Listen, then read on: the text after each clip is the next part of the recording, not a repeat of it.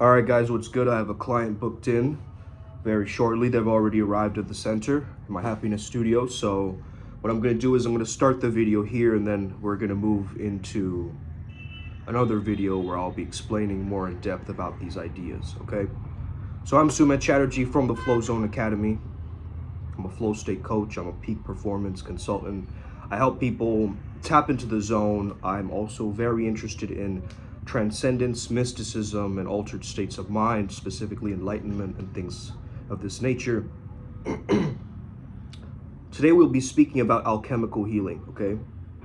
Now, alchemy is a process of taking something from one state into another, okay? Simplified. And this is my own perspective, and this is how I've chosen to see this and view this actual practice. What we're going to be learning is something called the fire mist visualization, okay? So this is to connect with the deity Thoth, Thoth the Atlantean. Some of you may know him as Hermes or Hermes Trismegistus, which is another form of him. Metatron is just another form of him, okay? So let's just start to understand first and foremost what we're doing here with this fire mist practice, okay?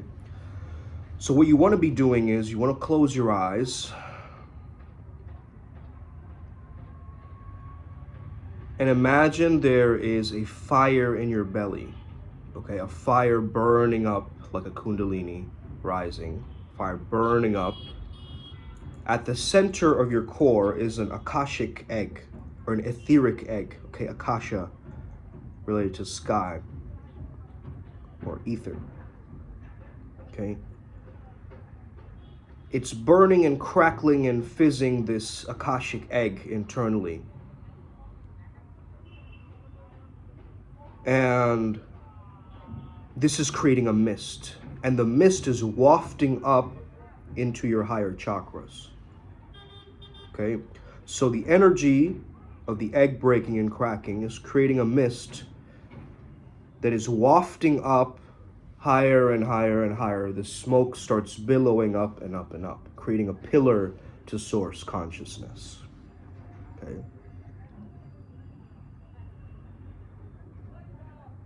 And just take a few inhales and exhales and focus on the egg actually breaking internally.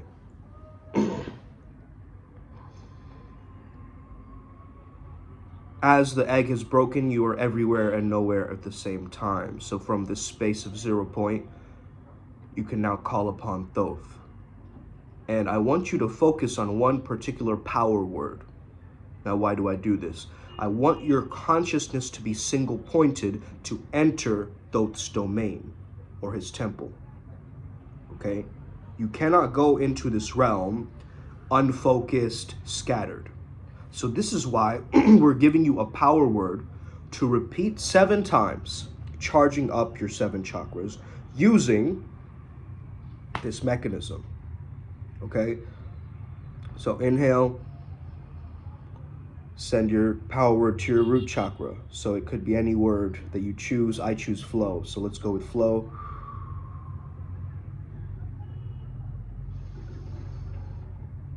Two.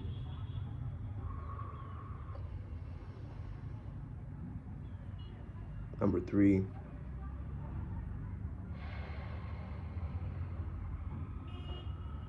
Number 4, 4th chakra.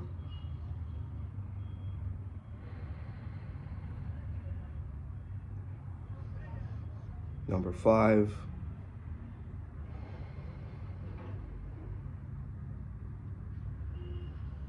Number 6.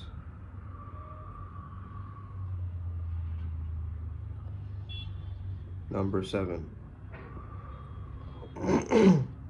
Now feel all of the energy as you keep breathing emanates at the 6th chakra, so the ajna or the 3rd eye, from this state of mind.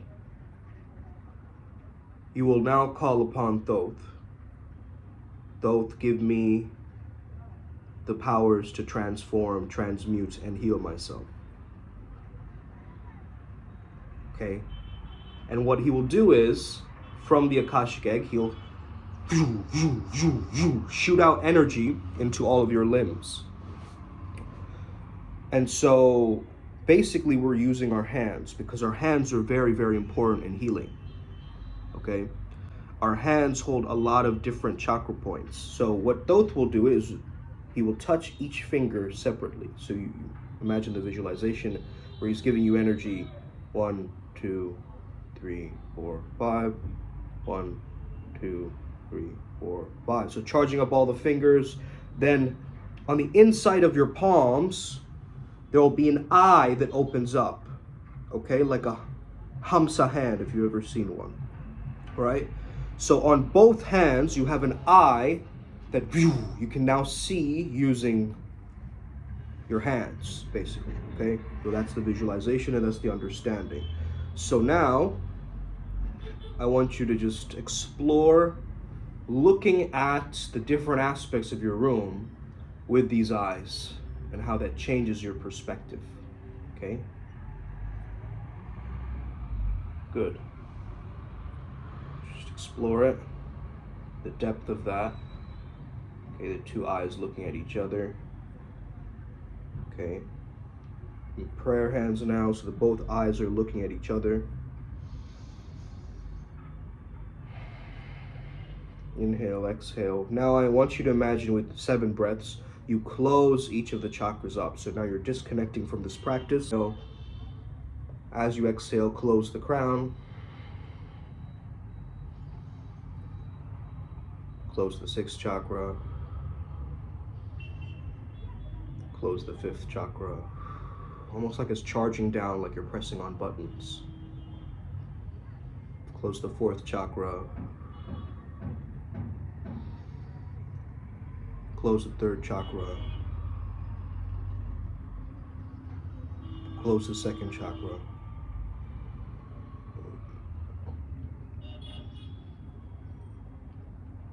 Finally, we close the root. So be it, Aman. This is a way that you practice this visualization, okay? Now, I've recently learned of this skill and this tool. I can't tell you exactly the benefits of it yet because I'm myself exploring the depth and the range of this practice. From what I know, I understand that it's important to do it early in the mornings. However, it's up to you according to how you want to do this. But my recommendation is you try this in the morning time just to connect with that energy. You can use this energy to heal your internal organs, but always understand that energy that you take from someone, or not take from someone necessarily, but you're working with someone else's energy through your healing process, right? You want to close that energy off and you want to cut that energy off. So after this practice, if you are doing this practice to heal somebody or charge their energy using Thoth's power, I'd highly recommend that you do something to symbolize that this is integrated, okay? Usually you just like wash your hands, that's a quick one. Sometimes I will just clap my hands and the eyes disappear. Something like this that gives you a very physical sensation that this is working, that this is what I need to do, okay? So very powerful practice. Try it out today. I'll go into another video explaining some more depths around healing and what I've discovered. So let's get it today. Upward Spiral Gang, may we never be the same again. What's Gucci? What's Gucci? So I'm here. I just finished my session. So I want to speak more about this idea of alchemical healing, okay? So alchemy is the primal state of unconsciousness, is how I describe it, okay? The place of the primordial energy where everything starts being created, starts being generated, okay? From that zero state of consciousness. So this is the way that I perceive it, and through reading about different alchemical texts, Alchemet, okay, Kemet was also called Egypt at the time, starting to understand that it's such a powerful way of transformation, okay? That's really what it is, okay? Is this upwards and forwards motion for transformation to occur. And we start to understand this based on, well, the words that I use to actually keep this alchemy alive, like Upward Spiral Gang and so forth. The word gibberish, right? When we don't understand something, we speak gibberish or a made-up language or this neologisms, right? The word gibberish actually comes from Geber, who was a alchemist that people didn't understand. is so misunderstood that the word gibberish was transformed from his name, okay? So that tells you how powerful that this technology is, right? That tells you that this is something to really look into. For alchemists, it's very important that you understand that they're very, very similar to shamans, okay? To the shamans, the ones who know or the ones who are consumed by the fire of inspiration, okay? The fire of spirit. And because these shamans are these interdimensional, or you can call them like multi-dimensional travelers in a sense, right? They're able to experience these other realms that not all of us can see and access. So someone who is playing around in these realms, specifically if you're a hypnotist or if you've done any level of trance work or subconscious work, or, you know, looking underneath, doing any kind of shadow work, like the things that really start to create this will give you so much power. A lot of shamans, they have something called rites of passage, okay? Now, a proper rites of passage is done through a ritual of some sort, a beginning, a middle, and an end. Okay, now a lot of the times we don't have any rituals. When you sit down to work or study or do something, right, you don't have any proper ritual for yourself. Where my dog's at, okay? When you give yourself a ritual, you're giving yourself a conclusion, an interpretation, and an intention that you've set out into the physical world from the ethereal, right? It's from your own imagination. Like, for instance, I can imagine right now that I have giant wings, that I'm walking underwater, that I have tigers beside me, that I am floating on clouds, and each step that I take is piercing through from the skies down into the physical earth, right? I can create these imageries, right, to help me understand what's going to happen as I move through this and function differently, right, through this cosmic veil. Let me just go through the levels of alchemy, because essentially it's ego death, right? Is the ego dissolutions, it happens at like the second stage, right? So the first stage is like calcination, all right? Yo, what's good? So that kid was just doing push-ups, lit. So basically, I wanted to speak about the calcination process, right? So the calcination process is basically associated with you burning yourself down, like kind of crushing your own identity or your own ego in a sense, to burn it all down. So whatever emotion that you have, let's say it's sadness, right? This is going in more so into emotional alchemy, which is what I teach. But let's say you have sadness, right? So let's say you feel the sadness in your heart in a sense, okay? So how would you alchemize this or transmute this energy? You allow the sadness to move within your body, your physical body, right? So you can let the sadness emerge into an interpretive dance that dissolves, okay? Solve et coagula, okay? To dissolve and coagulate, okay? You want to dissolve or get into the process of dissolution so that the ego breaks down. The ego breaks down the sadness in a sense, okay? It changes the sadness into something bittersweet, and then from there, it's much more readily made into this empty energy, right? Empty energy meaning energy cannot be created or destroyed, only transformed. And that is the whole kind of basic premise or mindset that you want to have when you're using alchemical healing. Separation is like the wind carrying it within the belly, distancing yourself from the emotion. So whereas some people internalize the emotion, you can also externalize it, right? So like, let's say for instance, you can make the sadness into like a character, right? You can imagine that it's like I don't know, like I'm just looking at a crow right now. So imagine your sadness is like a crow, right? That just, caw. It's just like it starts to lift off and go into the veil of imagination in that realm, right? So now through your interpretive dance, this bird is emerging out of your heart perhaps, or the wind space, you would say, okay? The wind carries it in its belly.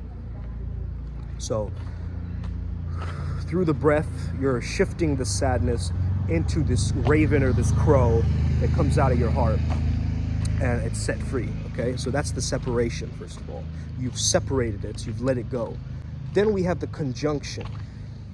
Conjunction is basically the joining of opposites beyond duality. Okay, so that means it's going from a lower state to a higher state. It's going from a limited emotion to an elevated emotion. Okay, so now that it's been separated, the conjunction is the integration phase. So notice how the process of alchemy, right, that I just described is very similar to the flow state cycle. Struggle phase, burning it up, right? Then we have the calcination, burning it up, dissolution, which is letting go, right? The release phase, and the flow itself, creating this like selflessness, right? This ego death.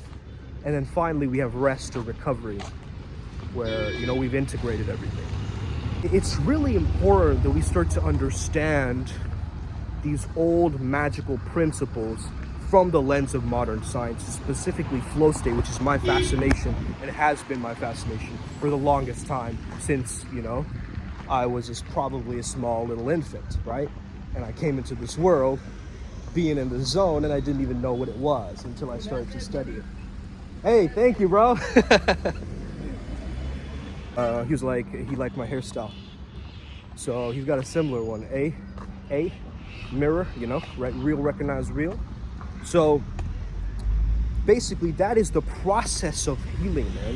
You gotta understand that there is such a simple idea that you can take one emotion, right?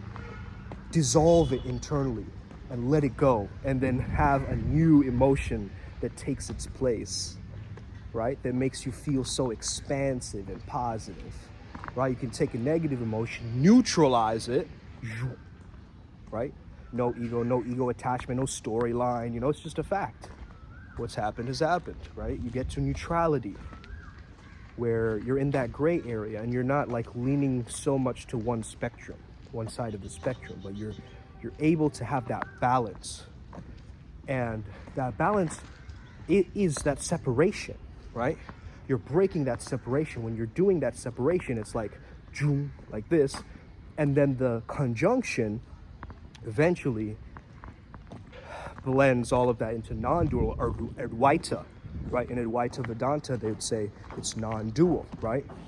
So this is the whole process of alchemical healing. You can do this with yourself, but you can also guide others and heal others through this particular process, because you're basically crumbling down your own like codes. It's almost doing a system restart, right, on your laptop or on your computer, where you're reinstalling. It's like you're uninstalling your race, you're uninstalling your age, you're uninstalling, you know, all the characteristics and personality quirks that you have as you're meditating, as you're going through this internal process.